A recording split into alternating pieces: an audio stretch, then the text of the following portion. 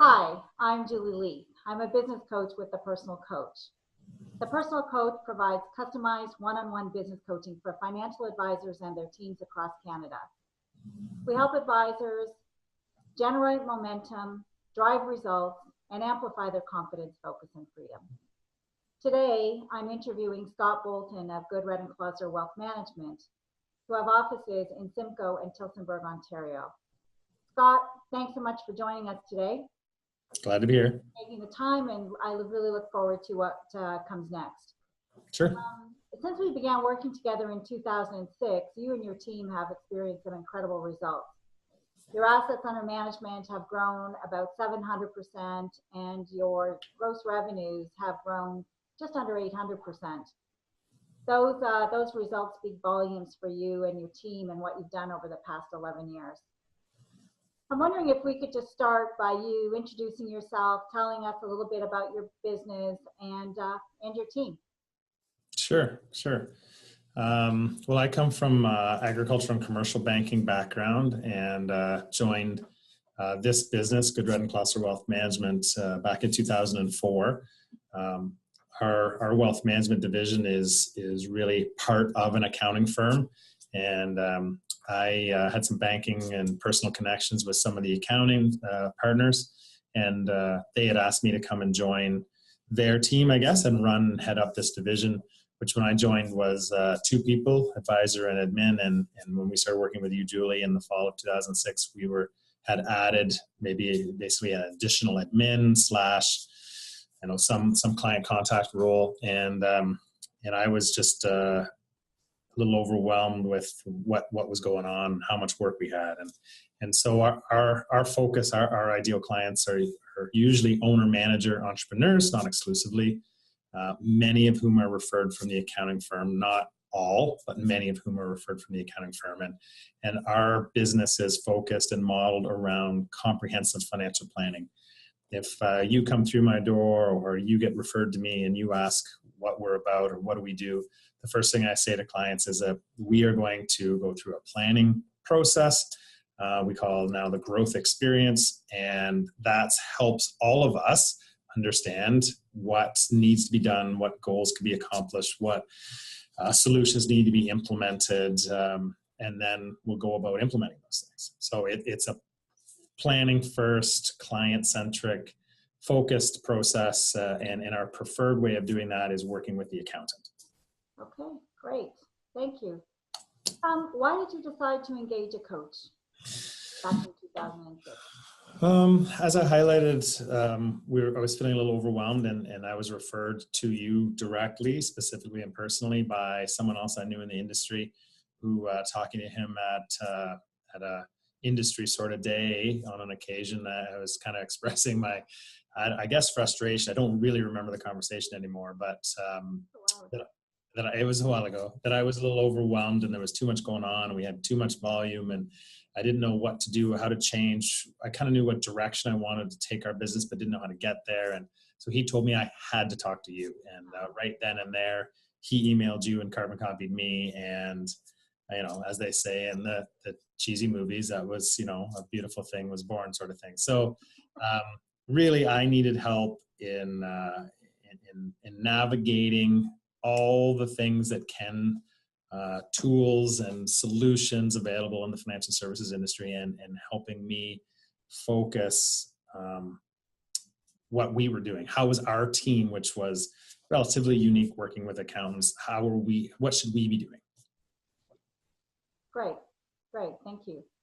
Scot, what were, a couple or 3 things that, you think we've worked on over the last, 11 years that have really helped you and your team drive the results you've achieved? Well, there's quite a few things, really. The major things would be helping me and my team understand delegation and delegation to process and technology people, ensuring that the right people are in the right roles, both in terms of their own strengths and in terms of what they're suited to do and what components of the business need to be done by whom. It helps that I'm kind of lazy and there's lots of things I don't like to do, and so I delegate those things. But it's that delegation to people processing technology has really helped us grow and cope with periods of excess growth, if you will, where we have our workload and our client levels have kind of run ahead of the human resources that we have. And so how do we cope with that until we find the right people to help? So delegation would be one, and helping keep me and the team on track in terms of, I have a vision and that changes, and how do we get there, and helping on a monthly, on a regular basis with our coaching meetings, and then a couple times a year with all of my team, helping us be on track and narrow our focus. And sometimes it's pulling on the reins, and sometimes it's cracking the whip to help take us make the right course corrections to get to where we want to go. Right. That's two. Those are probably the two main ones. There's some other little things, but those would be the two main kind of things: delegation and kind of guidance, for lack of a better word, navigation help. Okay, great. One of the things that I know you've talked to me about before is a simple thing that you think is kind of silly, I think, and that is color coding your calendars. Can you just speak to that and how that's helped you and your team? Sure. Yeah. It's like you say, it's something so simple. It was almost, almost ridiculous, almost how big a change this simple thing did. But we're at the time, this is quite a few years ago now. At the time, we were very busy, lots of client meetings, lots of referrals, but also lots of admin, everyone being pulled in different places and directions all the time. And we use Outlook for our calendar management.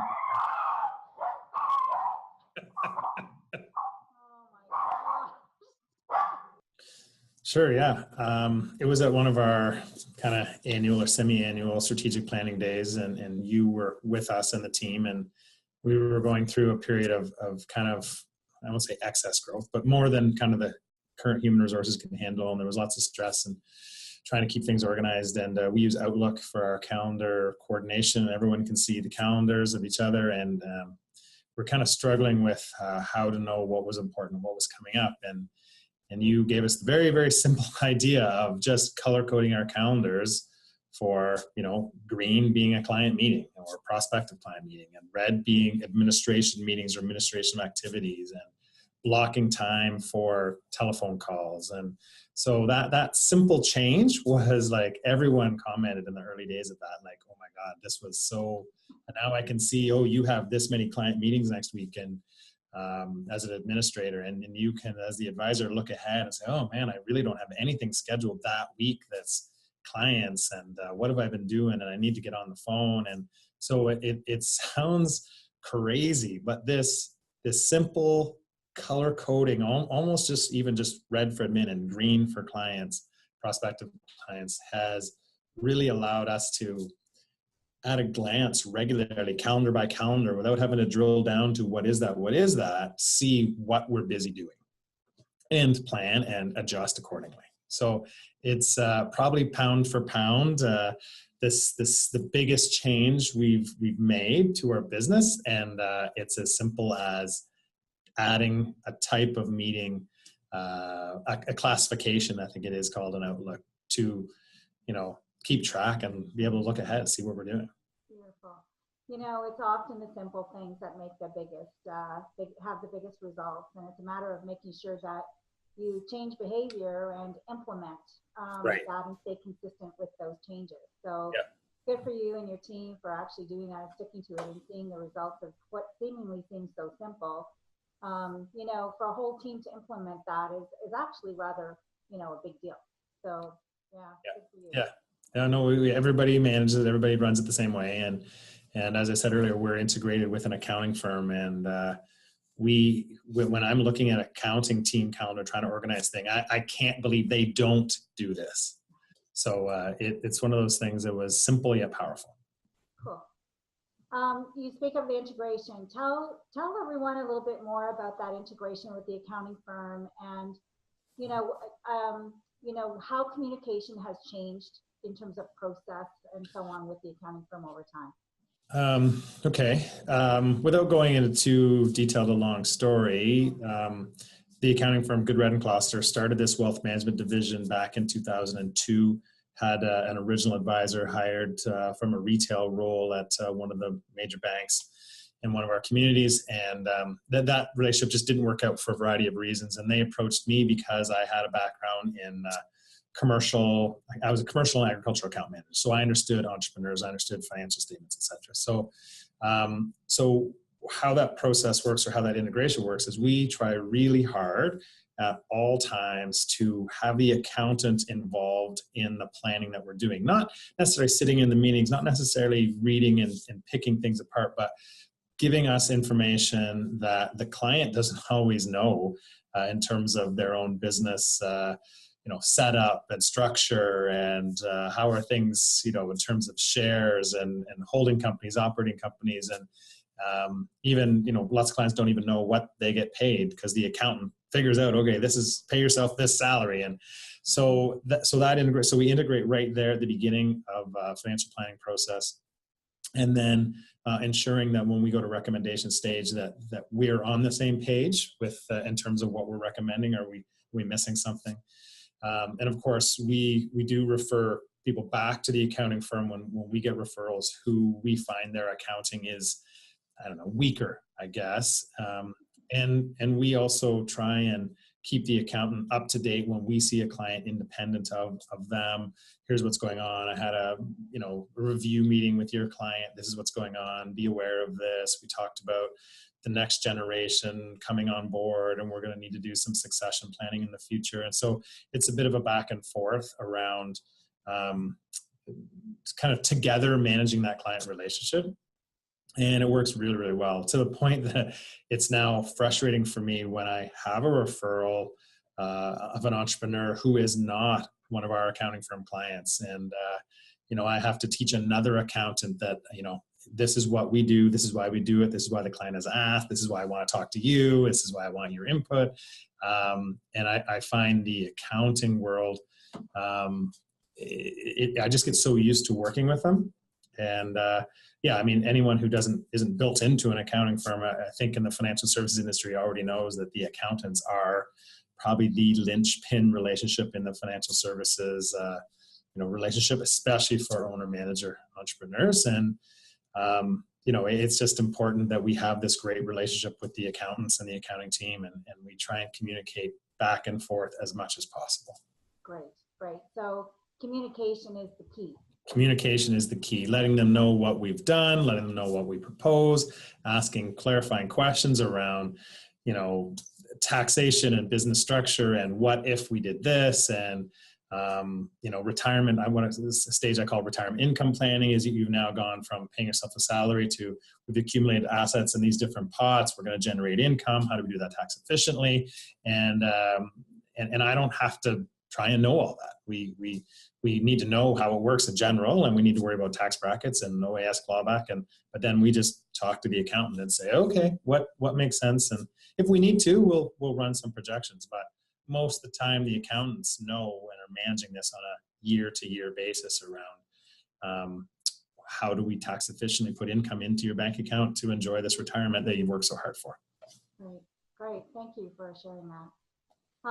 One of the other things that you alluded to earlier was you actually really expressed the fact that you're client-centric and really focus on financial planning. Can you tell us how financial planning made a difference for you in 2008 when the market, really took a downturn? Sure. Yeah. When I joined the business in 2004, financial planning was something we did every once in a while. We talked about it, but we didn't really do it. And then I went through some training and kind of discovered some principles, I guess, based a lot on the Leo Pusateri's principles, which you introduced me to as well as somebody else I know in the industry. And so at that time, I kind of wanted to move our focus towards financial planning first. And it looked a lot different then than it does today. It's evolved a lot. And it's been a process to get to be as efficient at it as we are. And not just efficient, but value-added efficiency. And so we started back in 2006, 7, or 5, 6, 7, really focusing and changing what our emphasis was on. And it made a big difference through late 2008, early 2009, when we would have a client meeting, referral from an accountant, an existing client meeting. There was a big change in the tobacco industry in our geographic area at that time. And that focus on financial planning did kind of 3 things. One, it assured the accountant, who's often the source of referral, that we had a plan, we were on track. It's not just we're going to take this money and invest it, and the client has no idea what the outcome is going to be. And the second part was making the client feel comfortable that in these tumultuous times, listen, you don't have to earn 10%, or this is your nest egg, but it truly will last. Here's our assumptions. Here's what we've done conservatively. Even if the market is all over the place, like, we can ease this in. And we weren't talking about financial returns over some specific period of time that they had to be comfortable with. It was about their plan over the rest of their life. And the third thing is that for people who had already done financial planning for, is when 2008 happened, markets were melting down and all the news is bad and the world is ending. Oh my goodness, get in your spaceship and leave this earth because the world is ending. That we could say to clients, well, yeah, that's all well and good, but remember, we've averaged this at a rate of return, and we said you only needed to do this. Oh, and by the way, did you go to the lawyer and update your will and add that secondary corporate will like we talked about? Because, no, I didn't. Well, let's make sure we do that. And, have we implemented the life insurance that we said we were going to do? Or you didn't get back to me about this. We need to arrange a meeting. And so there was always something other than the investments to talk about, which were almost all the time more important than what was happening any given day or week in financial markets. Right. And just tell the viewer or the listeners what actually happened with your assets under management that year. So I think it was calendar year 2008. We had added another advisor, I think in early 2008, late fall 2007, early 2008. In between his new kind of adding those clients and then a change in the tobacco industry locally, plus this focus on financial planning and referrals we got from clients and existing clients, our assets under management actually doubled during calendar year 2008. I think it actually doubled from between beginning 2008 and end of 2009. But in that period of time of turmoil, we actually doubled our client base, if you will. Yeah, incredible. That's a really great message for folks out there. What's next for Good Redden Klosler Wealth Management? Well, that's always an interesting question. And, if you ask my team, they think I want change too fast. But we've recently, at our one of our semi-annual strategic planning days, our team actually tries to meet, I would say 4 times a year, but it never happens 4 times a year. So 3 times a year, 2 of those with you, Julie. At the most recent one, we set some 5-year goals. And we had set 5-year goals 5 years ago.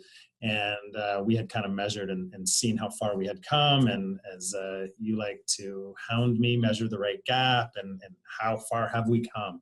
And not how far am I short of my goals, but what have we accomplished? And we'd accomplished a lot. And grown from 3 team members to 6 team members, and assets had basically doubled in that period of time, and our households had almost doubled.